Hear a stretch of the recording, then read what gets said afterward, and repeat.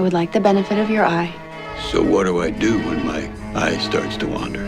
It's not adorable to pretend like you're not adorable. He's a bit of an eccentric, isn't he? Don't give up so easily. I was just making conversation. You can change it if you want to. Problem is, I don't know if you don't want to do this here or you don't want to do this at all. You need someone in a skirt. Everybody does. What do you do? What do you make? You grow bullshit.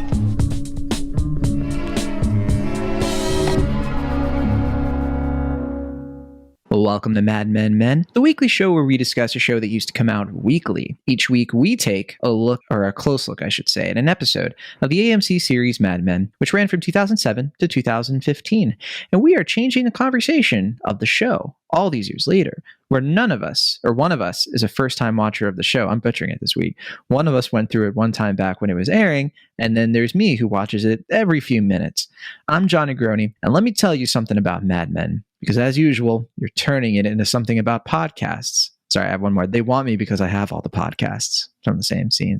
And there's Will Ashton. And Will, it is not adorable to pretend like you're not adorable. Oh God, my head. Why am I bleeding? Fender Bender. Oh. And hello there, Mike Overholse. You know, when it comes down to it, who's really hosting this podcast anyway? Guys, I'm really concerned about Will. That wasn't a bit. He's bleeding. We know why. We know why he's late with this episode. He was spending time with his family reading the Bible. I do have one more. You're good. Get better. Stop asking for podcasts. Every time I turn around, you've got my hand in your podcast. Yeah, that's some honest advice I would give John Negroni. Yeah, that's literally us to you as you want to start the 9th podcast.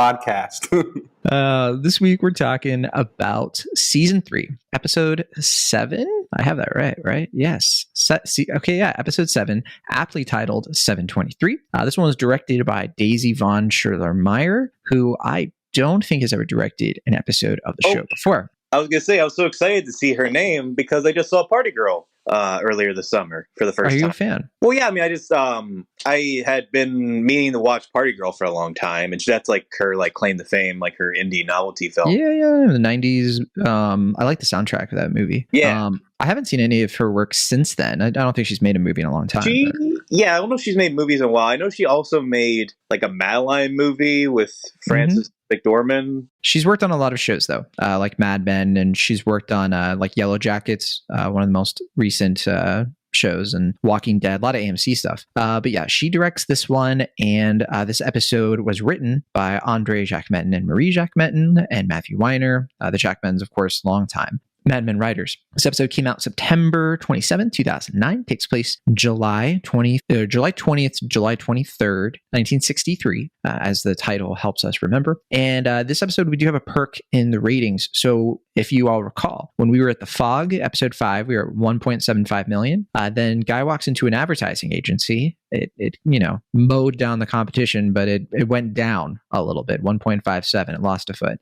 But then we're back up to 1.73 with this episode. So, guys, Michael Overholse, for once we're going to start with you. This episode of Mad Men, some people say it is the first masterpiece episode of Mad Men. Are you of that opinion? No, I'm not. I wouldn't call this a masterpiece. I think it's interesting because of its narrative structure. I think I like when Mad Men take swings like this, like they did with 3 Sundays or things like that, where it's just a little bit different and you're trying to piece together a bit of the puzzle while also getting a lot of that characterization from the characters you really like. I'm liking that we're getting more of Peggy and interesting things there.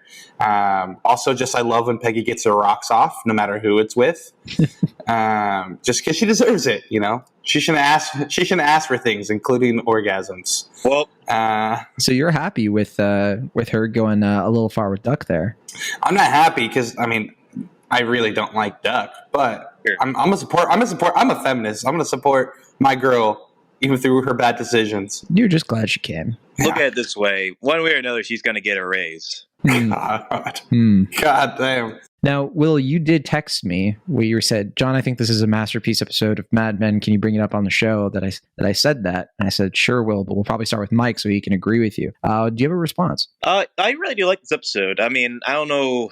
I don't know what makes people think this is like the first masterpiece episode. I feel like I was stronger overall on The Fog of the episodes I've seen so far in season 3. But no, I mean, I think it's been on a really strong run like these last 3 episodes. Like it really feels like this season's coming into fruition really well, and like kind of establishing what I imagine people really love about the show if it wasn't already established at this point. But yeah, I mean, I think the show has been definitely kind of mulling on, like the same sort of ideas, certainly about identity and balance of work-home life. And I feel like this one is probably one of the more audacious ways of doing it in a way that's like not only obviously stimulating intellectually and emotionally, but also just seems to like really kind of challenge the characters and have some interesting ideas about where they are in a way that feels very organic and feels like it's evolving the show in a very natural but meaningful sort of way. Yeah, you mentioned identity, you mentioned work-life stuff, as you both have alluded to. And yeah, I agree with you guys completely. I'm a big fan of this episode. I like it more and more when I watch it. I think that the reason people really like it, I think, is because of, well, I mean, when we go through trivia, I mean, there's a lot of trivia in this episode. It's very dense, but also just the way it's filmed. Weiner has said that he wanted it to feel like this episode to feel like a film noir. You can really sense that. Like you notice that in the 3 sort of like short stories we're going through, they are limited to the perspective of the characters. So it is breaking the structure and the format, right? You're not, in a scene with Don and then you shift perspective to Pete. It's always from Don's point of view, like every scene. So when you're flashing back and forth, it very much is within that kind of structure. And it's a stylistic choice that I think that fits the themes of the episode. But Mike, the themes of the episode, what do you think this episode's about? You didn't. Will thinks it's about identity. Mad Men being about identity. Why would he say that? Yeah, I do not see how that tracks at all. This is. Have you guys seen what's been on Twitter lately? Mad Men is a workplace comedy. Okay, situational. It's lighthearted. It's no theme of the episode. I'll be honest. Sometimes I struggle with that just because I know what happens overall. And so I'm just kind of watching the episodes differently. Here's what I'll say. I find myself watching these episodes differently than the first time I watched them, right? Because I'm attaching so many things, especially in this episode, to these overarching themes that you're going to see throughout the rest of the series that I think I don't zoom in just on the episode as well as maybe I did the first time. Because I'm not watching this one episode, I'm seeing this one piece of what I've seen the whole puzzle, and now I'm admiring like single pieces that make up different parts of it. Yeah, like we won't give anything away, Will Ashton. We care about you, but there are like direct links between this episode and the finale of the season, the finale of the show. I mean, it's all over the place, and so there's a lot of stuff you should pay close attention to or keep in your little back pocket. I know it's tough when we're not binging it. So by the time we finish the show, you're going to be like, I don't know, what happened in 723? Was that when JFK got hit? I mean, I do appreciate that this episode, I mean, at least as far as the ones we've seen, does have a lot of like direct callbacks to like several episodes in season 2 and 3. Even down to like, what was that? The jet set gets directly called out with the North American Aviation. Yeah. Well, yeah, I mean, obviously, like my own Kentucky homes, like a lot, but like him even just getting those pills, like that's a callback to like him getting the blood pressure medication at the beginning of season 2. Like, yeah. But I did want to kind of highlight on something Mike was saying about this being in jest, but like a workplace comedy. That reminded me, like on the Emmys they used to do, or maybe they still do, I don't know. Like those type of things where like characters from one show like appear in another, or vice versa. They do anything with that in like The Office since they're on at the same time. Like anything where like Don Draper was in, they definitely did Dunder Mifflin thing or whatever, or subsequently like Michael Scott is somehow in the 60s with Hooper and Sterling and all that. I think the literal 2009 Emmy opening, it's like Roger Sterling doing a talking head at The Office. I think that's the same one where Creed buys meth from Jesse from Bacon. Okay, I remember that. I didn't know if there was anything with Mad Men, though. It just seemed kind of an obvious pull. Yeah, I think this is certainly, even this thing is like you can't say anything to secretaries anymore or something like that, like referring to Pam. I don't know. Anyways, I think my read on this episode is that it's sort of about the ways that different people react to becoming an adult, coming of age. You know, in Betty's case, we see her taking risks and doing things that she's not supposed to do, that kind of like teenage rebellion, right? We see it kind of mirrored with the hitchhikers, for example. And then I think with Peggy, it's her, you know, reacting to what it's like to go from, you know, this kind of abusive, like emotionally, like father figure, not having a father, sleeping with a bunch of boys like Pete, who can't really pleasure her, to having a relationship with an older man and finding a way to sort of like really think about, like, you know, is this going to be like the whole thing with Duck, like kind of challenging her, like, is she going to be stuck in this place? And then with Don, I mean, this episode is just, he's like, he loses completely in this episode, and he's completely humiliated and brought to a low point. And I think it's because he's reacting to how, like, when you become an adult, you like signing of the contract is like a metaphor, right? For him signing his like commitment to where he is. He can't run away. He doesn't have the freedom that he had. He has to kind of like be that guy, you know, in the plaid shirt at his daughter's eclipse thing, where we see him trying not to be that, you know? So that's my read. I think that it's a pretty brilliant episode in the way that it like weaves those stories together so well that you almost forget, right, that it's like three separate things and not like this one laddering kind of moment when we get to the end to see how everything like finishes out. I was curious, well, I mean, when you saw Peggy in that afterglow, did you know who it was? Did you have any guesses? What went through your head? I mean, when the beginning of the episode happened, I had no idea, but midway through, when you like see her again in bed and knowing that she was having so many conversations with Duck and like thinking about Duck and talking about Duck, I was like, is she gonna sleep with Duck? And I was just like, oh boy. When that phone call happened, I was like, Peggy. I agree with Mike in the sense of like, I'm always happy when Peggy can get in the sack and like kind of you know, as he kind of crudely said, get her rocks off. But yeah, I mean, I also kind of feel like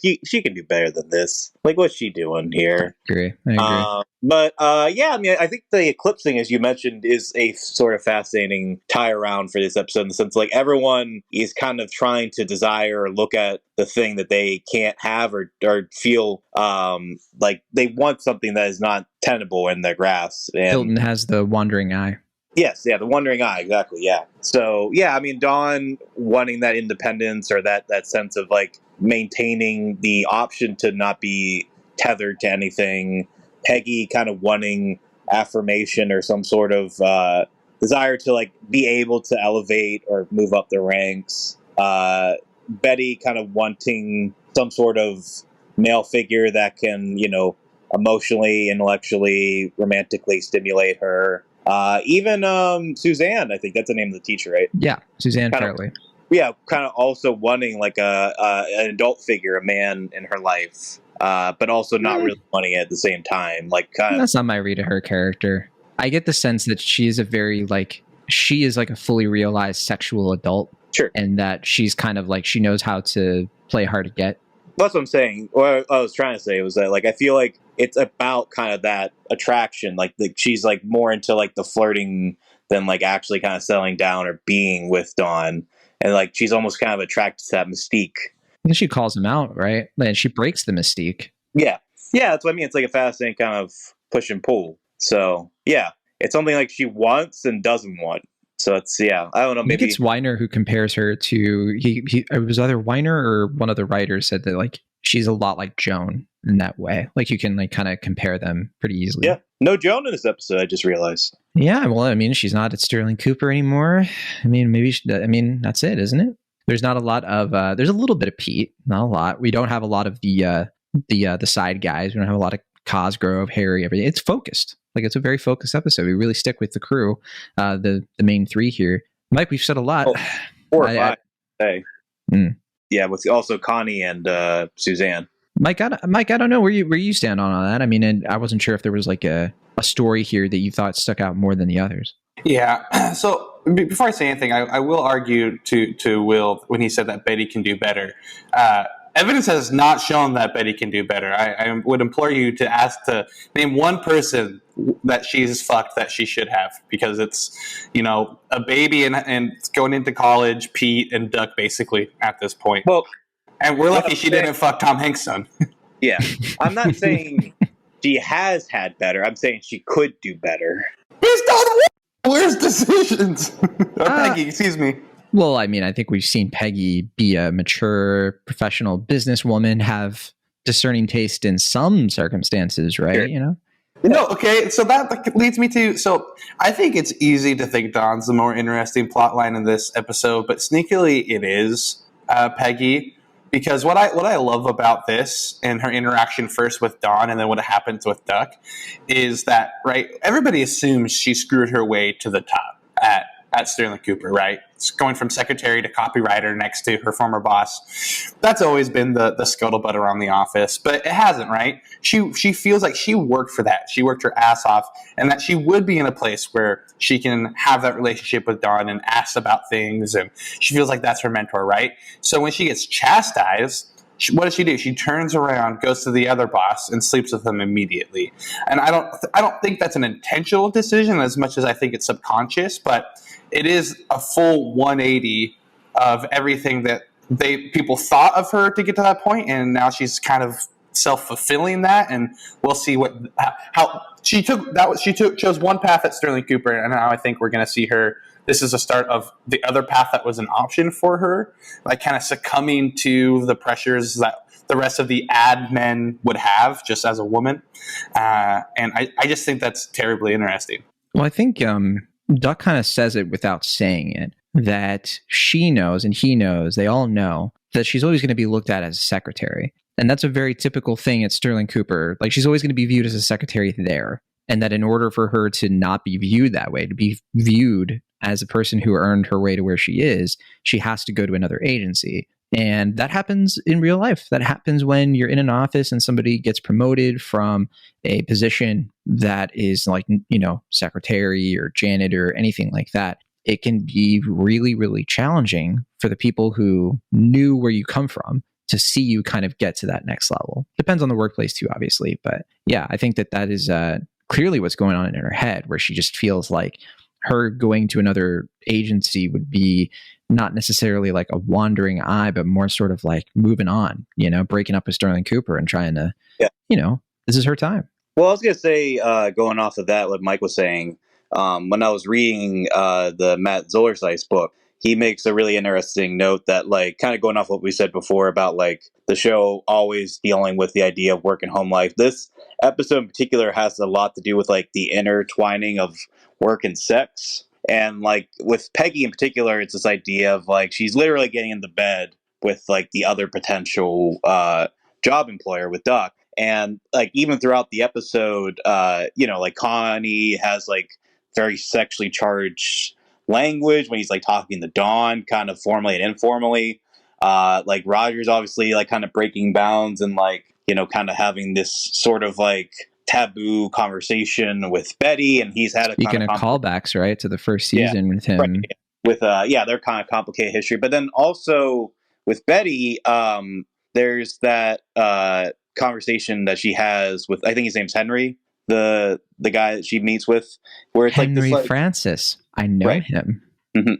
I mean, obviously, it's like kind of work for her. Like, she's taken charge of that committee, which is also kind of fascinating considering, and, you know, going back to season 1 when she was like chastising, you know, Ellen like Bishop. Ellen, for well, Francine too. They both. Yeah. Were She's on the committee as well. But yeah, I mean, like, there's a guise of, like, both Betty and Henry are, like, meeting up under like talking about business, as it were.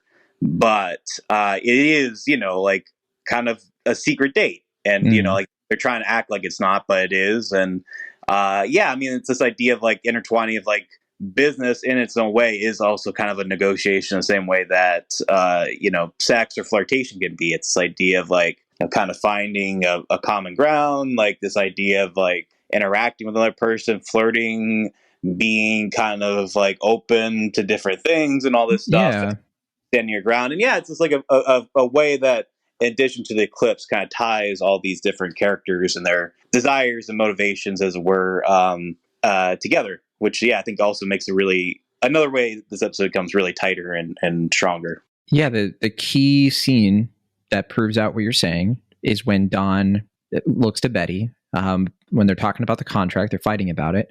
And he says that, like, let me tell you something about business because as usual, you've made it something about yourself. And he's trying to separate the two things. And then when he says, I have all the power, they want me, but they can't have me, that's when she correctly like lays him out, lays him out like Duck laid out Peggy, and is like, why would that be about me? Right. And sort of she's kind of bringing that into the fruition. And then, he runs off. And it's, totally agree with that. Mike, I know that, I know you ship Betty and Don. You're rooting for these two kids. I don't know. What do you make of the Betty stuff in this episode? I mean, we see her get a really cool couch.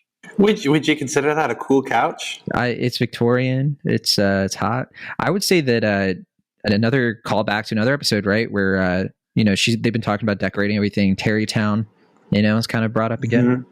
Yeah, that's the antique store that the kids didn't want to go to. I was gonna say about the couch, and I can already hear you guys when I say this being like, what are you talking about, Will? Stop it, you're dumb, whatever. But does the couch have a sort of like vaginal quality to it? Or is that me reading too much into the Freud? Masturbation couch. What was it? It's a masturbation couch. Sure, yeah. Any couch should be a masturbation couch. Sure.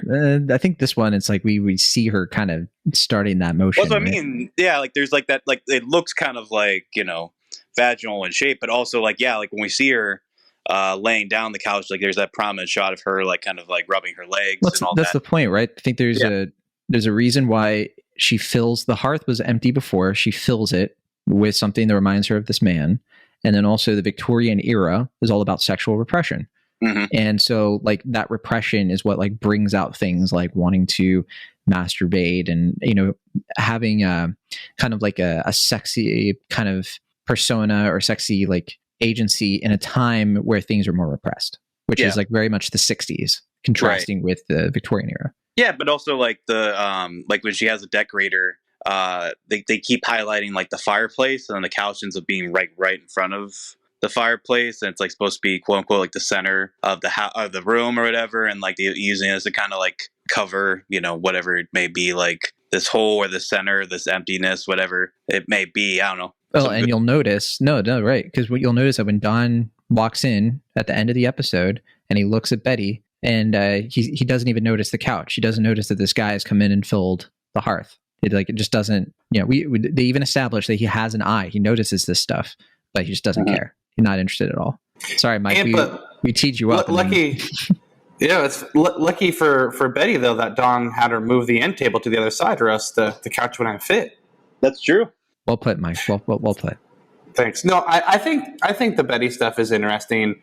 Because she wouldn't have said all that stuff to Don even a season ago, right?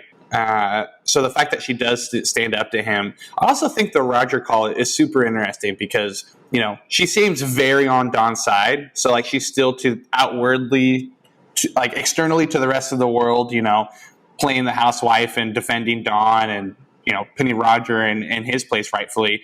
But then Don comes home and she is actually on Don about signing the contract. She's doing the exact thing that Roger wanted her to do, but she's doing it not because she's being used by these businessmen anymore, but for her own reasons, right? She is genuinely upset. Why is my husband not telling me about this massive contract?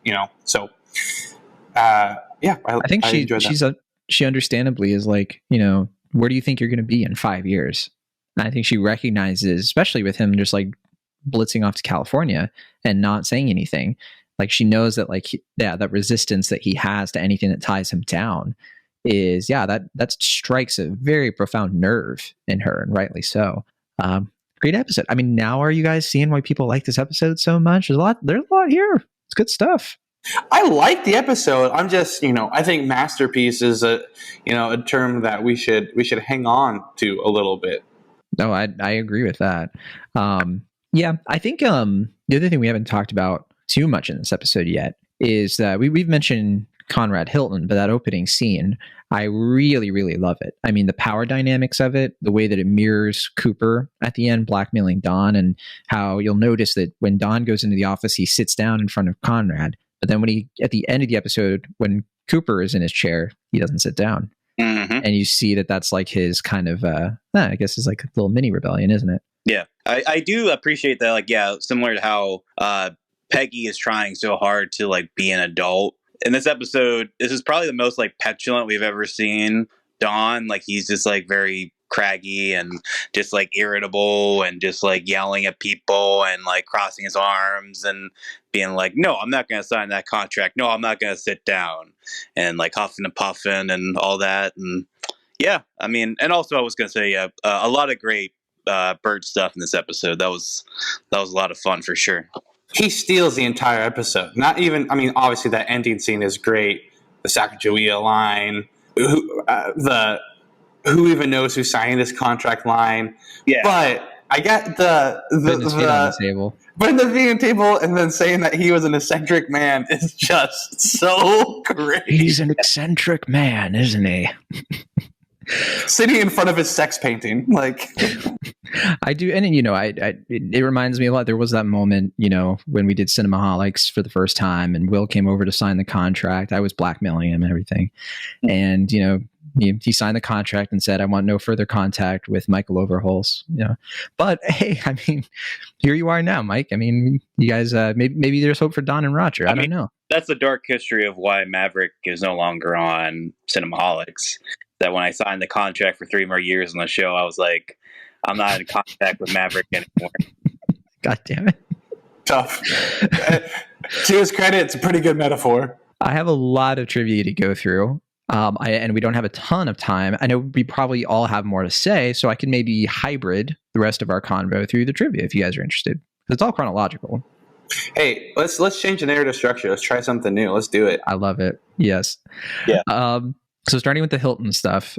So Weiner and them, the crew, they chose Hilton, the brand, for this because they knew in this time period Conrad Hilton would be a nightmare client for Don. That's like Matthew Weiner's words. And in fact, one of the inspirations for it too was the real life people at Hilton today. They actually came to Matthew Weiner and AMC about like, oh, could you include this ad that we did in the 60s about a Hilton in space? And ultimately, they didn't show the ad or anything, but they kind of channeled that into what we're seeing this season. So fun little extra context for why Hilton is in the show when he is.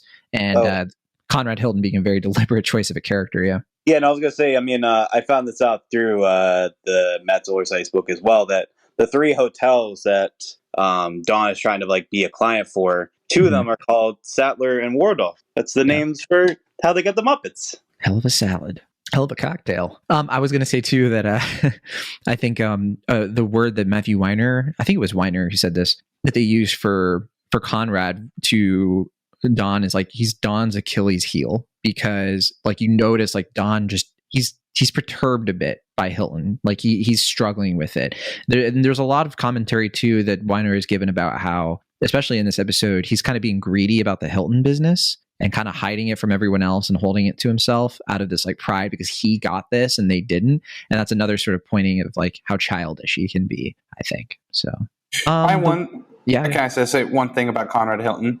I just really struggle with his character design because I think he looks like a birthday party impersonator of Walt Disney. Sure. That's like Mike, have you watched Nathan For You? Oh yeah, big time. Yeah, exactly. Like a Bill Gates impersonator. There's like a Walt Disney impersonator, and that's just who Connie is.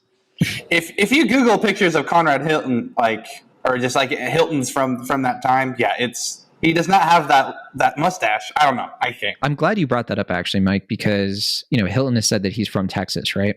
San Antonio, before Texas was a state. And he has that kind of like country accent. And again, I think that speaks to why they look at him as an Achilles heel for Don, because later in this episode, I mean, we've seen Don's kind of like hillbilly background get brought up again as an insecurity for him. You know, the ghost of his father, you're telling him like, what, you don't make anything, your hands are soft. And I think that like, yeah, Conrad kind of taps into some daddy issues for Don and the way that Don taps into the absent father for Peggy. So there's some good stuff there, and that we could thread. I mean, the social media app. DiCaprio, what? No, I said he's Catholic. That's I thought that was a good line from Peggy, that she like highlighting his religious background. Yeah. The water tank that they are, you know, trying, like the junior league has that they're trying to do whatever with. I always forget the exact stuff, but it is real. It's based on a real tank in Ossining, New York. I think they call it the Pleasantville water tank in this. It is based on like real events involving a local reservoir. These days, it's a tourist attraction. They don't actually use the water for it, but like people kind of like picnic around there. They turn it into like an ice skating rink. I think Mad Men Carousel brought this up. So yeah, that's based on real stuff. Also, the junior league that Betty's part of does have an age limit, so they kind of fudged like the fact that I think that woman was on it, but I don't know the exact details of that. My research did not turn up great results. This is one of my favorite pieces of trivia. The phone number that Betty gives when she's in the kitchen is real. So you'll notice they don't do the 555 thing. And so Matthew Weiner said, particularly for this episode, they try to like buy phone numbers so that they don't have to do the 555 because he thinks it breaks immersion. And I think more shows and movies should do that. You know, spend some cash. I think it does kind of sell the illusion a bit better. Can we call that number right now? If we had more time, I actually would do it. I would like hook up my phone to the mixer and just like play the voicemail and see what happens. Probably like somebody would answer and be like, "Congrats, you're on Mad Men." Right. They'd be like, "I'm a huge fan." I was just at one of Ben Cruz trivia nights. Yeah, you should do that. Like when you're editing this episode, just at the end, just call that number and see what happens and record it. I'll try to remember.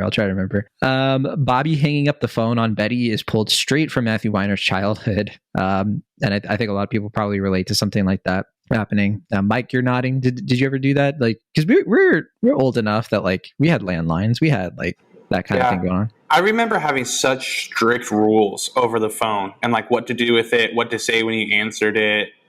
It was like a whole thing. Yeah. Overholt's Residence. What's your favorite movie? Well, can I just say what was cool about our phone number is that it sounded like that famous song 867-5309. So now someone's gonna call that number. Well, that's not my. That's the song. I didn't say my number. 867-5309.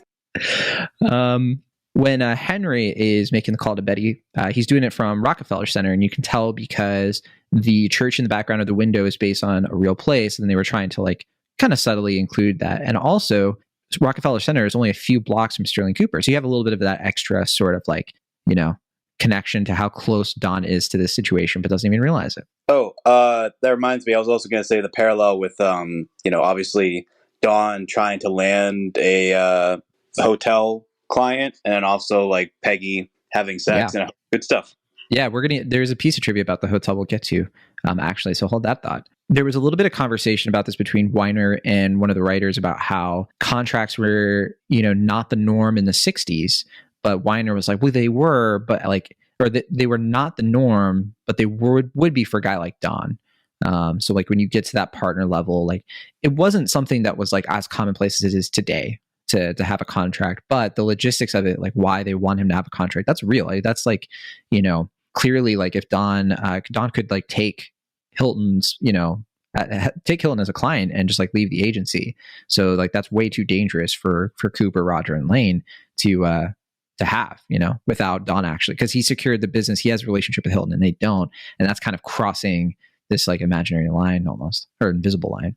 The part where we already talked about where Cooper put his feet on the table, it's a directing cue from Weiner. He said that he really wanted to show how much of an oddball Cooper is, Robert Morse's character. The bakery that they shot, like where the date that isn't a date but is a date between Betty and Henry, it was shot on location. It's a real bakery, and Weiner has said that this is one of his favorite sets because they did such a good job at making it look like it is a 60s bakery, but at the time it was new. So it doesn't look worn down. It doesn't look like a 60s bakery that's like kind of, nostalgic. It looks like, oh, this is a new place, and it feels like it's of the 60s. And so always fun to pay attention when they really pull that off at the sets in the show, just in general. I will say, as much as I love cheese, I will never understand putting cheese on pie. That's yeah. You gotta do it, dude. It's great. No. Is it good? Oh yeah, big time. I feel like I kind of gag a little just even thinking about it. I'm with Will on this one, surprisingly. But also, if you have immature pilots, that's fine. Just say it. I do think it's interesting that Betty eats or chooses to eat in this scene. Because that's something for her that she tends to be way more sort of not like she, her relationship with food is very different over the course of the show. So I would hold on to that. Well, that might be significant. Is there any significance to like Henry playing with Betty's lighter when she pulls it out of the table? Is there like something I missed there? They're sending messages. Okay. I think she's kind of sending a message to him of like, don't get ahead of yourself, pal.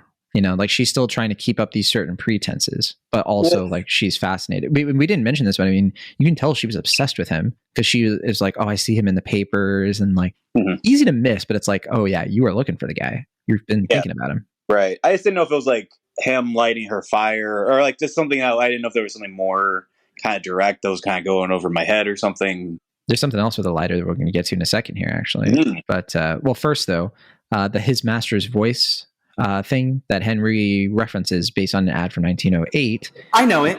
Yeah. Betty gets a little defensive because she's sort of like, well, my husband's an advertiser. I by extension, but yeah, it's the dog and the gramophone, as Henry describes. It's a trademark slogan, his master's voice, for EMI, RCA, and JVC. This is really cool to me. The eclipse really did happen on that day where the episode takes place, with real eclipse. And also the park where Don is at, like with the other dads, that is the same park where they shot the maypole scene. You can definitely tell. I will say 100%. Whenever Betty like looked straight up at the eclipse, I 100% thought about when Trump did that same thing when the eclipse happened during his presidency. He even has like kind of a similar kind of face. Yeah. And for people who forgot, the maypole scene is when we are introduced to the teacher, where they're dancing around the maypole with Sally and Don touches grass. More ways than one. Also, they did special like editing tricks. They really saturated the light where Betty and Henry are standing to make the eclipse look like it's a special glow. And also you'll notice that they aren't able to really turn around in these scenes. Like there's like a bus that like is blocking because they dressed up one side of the street, but in typical, Burbank fashion, the Pasadena, the whole other side is like a lot, it's just, your typical kind of LA thing. So breaking the illusion a little bit, but they find clever ways to do that. You'll notice that car is like in front of the bakery at the very beginning too. And then like when they're walking, it's still there. So always fun. I know, Mike, you're a big fan of stuff like that. You like that show, Project Greenlight, right? Oh man, I love that show. Just the process of making movies or TV shows is so interesting. Yeah. Did you hear that Project Greenlight's back? They greenlit it? It's back. It's on Max. They just debuted a new season. Okay, are you serious? Well, calm down. Is it still Matt Damon and Ben Affleck? Oh, that's the thing, is that it's not Matt Damon and Ben Affleck. It's LCJ and sorry. No, it's like Kimona and Johnny, Gina, Prince Blythewood, I think Issa Rae, somebody. It's a very eclectic group, like very like powerful personalities. I love it. I was just like yesterday. I mean, obviously it's gonna date the episode, but like Max just like was like, hey, here's a new Soderbergh series. Hey, here's a new Project Greenlight. Here's the new Project Greenlight movie. And there's like, are you going to advertise any of this? And they're like, no.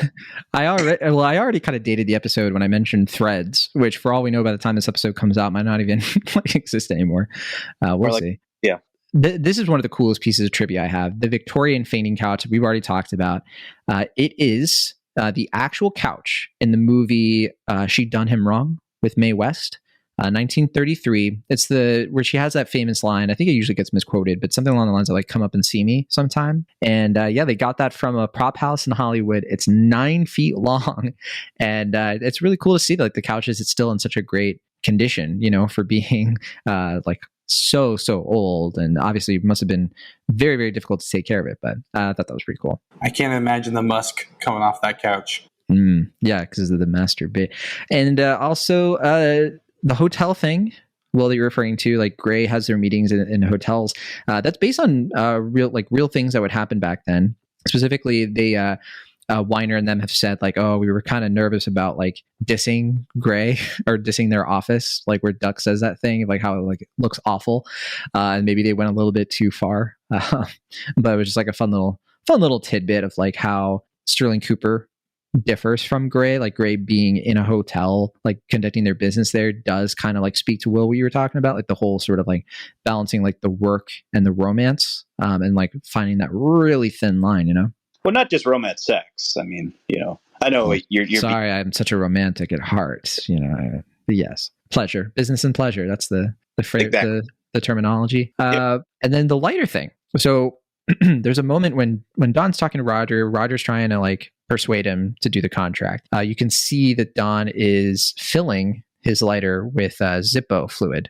And they put this in there intentionally because people kept saying, like, people who watch the show kept being like, we see Don use the lighter all the time, but he never fills it.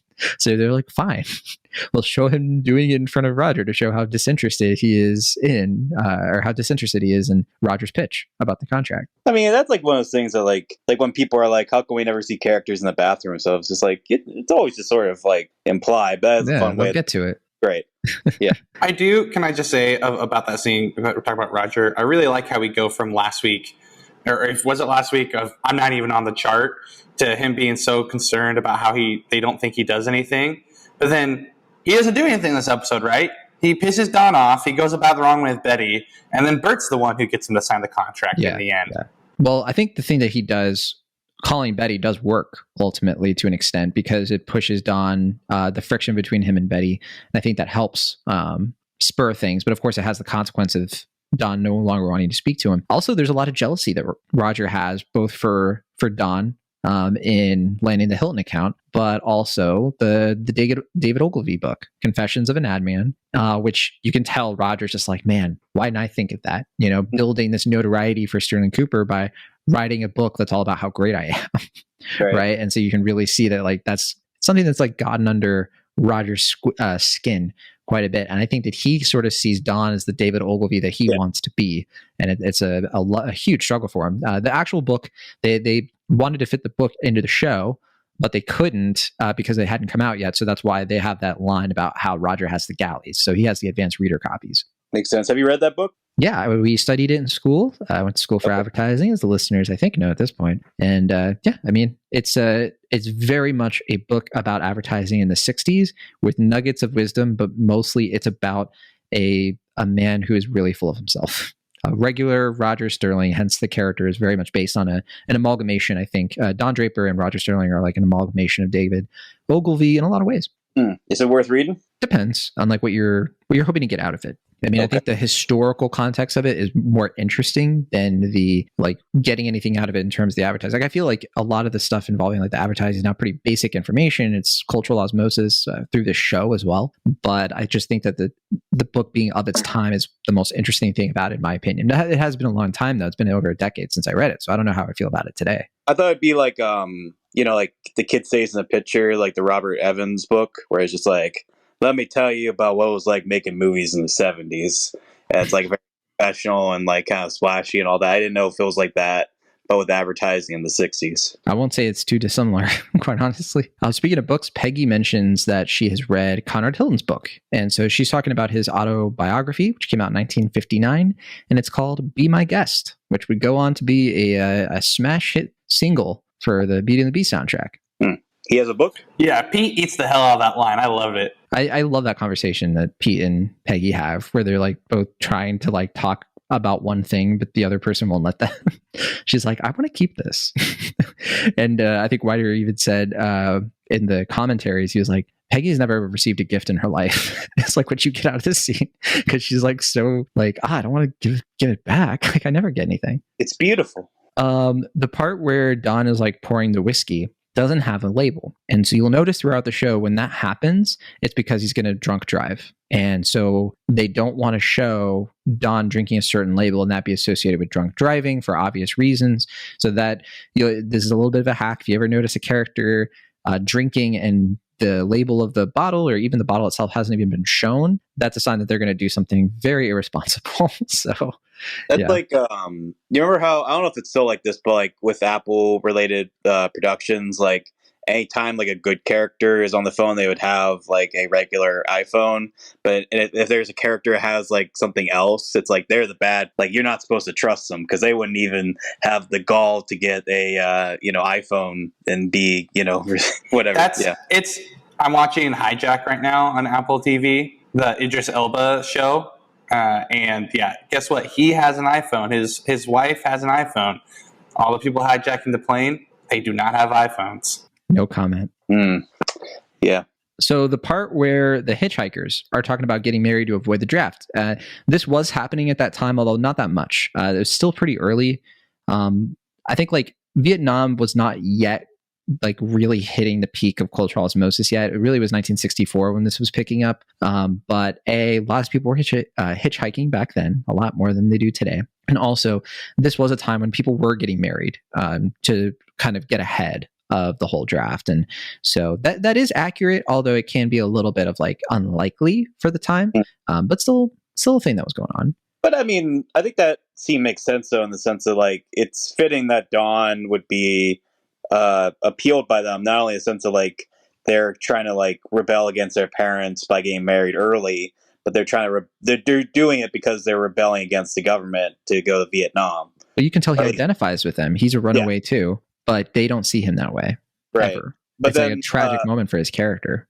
Yeah, but then like he, even though he's in advertising, he gets sold a false bill of goods in a hotel. Yeah, and they're not even that mean. I mean, they don't. You know, you can tell that they're not like horrific. Like they're not horrible people. They take his money. They hurt him, but they leave his car. They don't kill him. So ultimately, I think it's like the show kind of saying that these are desperate people more than anything else. Because I mean, the fact that they don't take his car, on the one hand, I see that as like it's mercy, but I also think it's like similar to him. They don't want the baggage. They don't want another man's car. They know that they can get caught more easily with another person's car. Whereas like just taking his money, they can basically get where they need to go and not worry about him pursuing them. Yeah, but they were in such a rush that they didn't even fact check their letter, and they misspelled wrong. Yeah.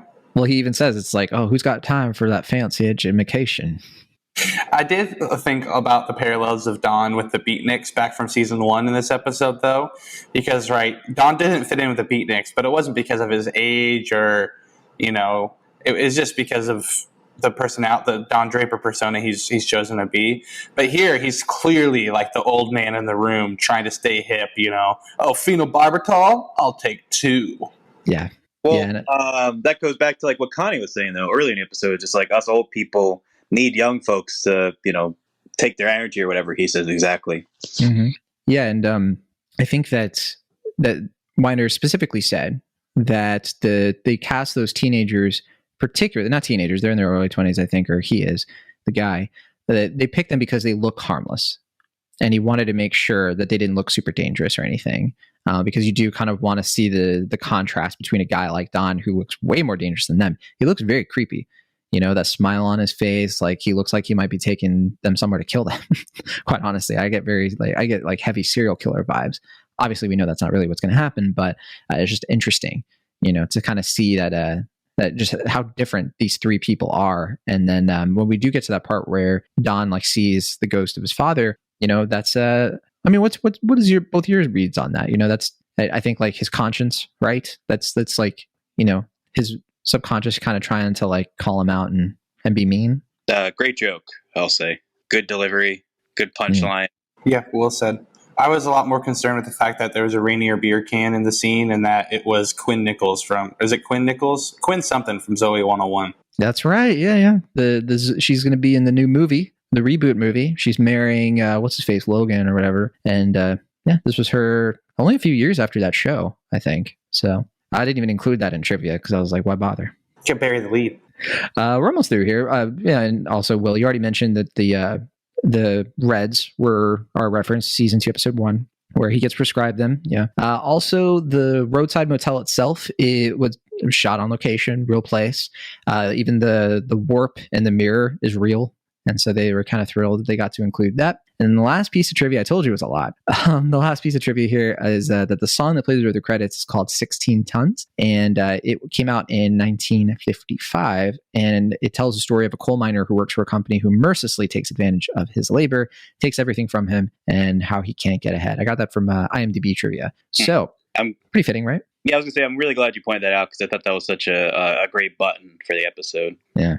And then, continuing that hillbilly theme, and like a lot of episodes have like featured music like that, and so you can tell that they're still maintaining, I think, that motif in a way that I think is really cool. Well, and also, and that Don/Dick is like a working class guy who tries to be a metropolitan person, but he still at heart is that kind of Southern boy, as we see with his dad in the motel. Any last thoughts on the episode? It's a good episode. It's just so good, like all around. It's a good episode. It's really solid. I would not say it's a masterpiece, but I did enjoy it. We didn't even mention the double walk of shame that Dawn and Peggy have in the office. It's like she's wearing the same clothes, her hair is like messy, and Dawn has like the aftershave, and or not the aftershave, the what is it called? The 5 o'clock shadow. Yeah. Yeah. And of course the fender bender. Yeah, and it's known between them, right? But it's unspoken. It's just great. Yeah, they're like, "Oh, bad night for you too." They don't have to say it. Oh, we didn't even talk really about Dawn just like laying it out on Peggy. I mean, just wow. Like, I think oh yeah, there were 2 things from this I wrote down. Weiner has said that like what he says to Betty about like you're making this about yourself, he considers that one of the harshest things he's ever said to Betty. Don has, and then when he's talking to Peggy and he's saying all that stuff to her, really it's like what he wants to say to Roger because he's in such a bad mood, but he can't like tell Roger like how mad he is at him, and so he takes it out on Peggy, and that is something that like this moment here, I don't think it's a spoiler to say that this is like a life core memory moment for Peggy Olsen, because I think that it's like the core of like her and Don's dynamic moving forward. You can tell. Yeah, I mean, it's really, I mean, also just the delivery, because like what he's saying inherently isn't like too awful, but the delivery and the tone and just the meanness and the coldness of it is what really way too harsh. Yeah, way too harsh. Yeah, but yeah, I kind of figured that this wasn't going to go gently into the good night. We'll be back next week to talk about episode 8. I forget what episode 8 is called. Let me look it up here. Souvenir. That's right. Phil Abraham episode. Look forward to that. We'll be finishing up season 3 within the next month or so, guys. I mean, we're getting close, and this has been, I think Willie already referenced it, a lot of really good episodes in a row, and I'm happy that we're just in the thick of it of season 3, because it truly is. I think for some people it's their favorite season, other people it's like their first favorite season, that kind of thing. So we're in for it. We got some stuff ahead.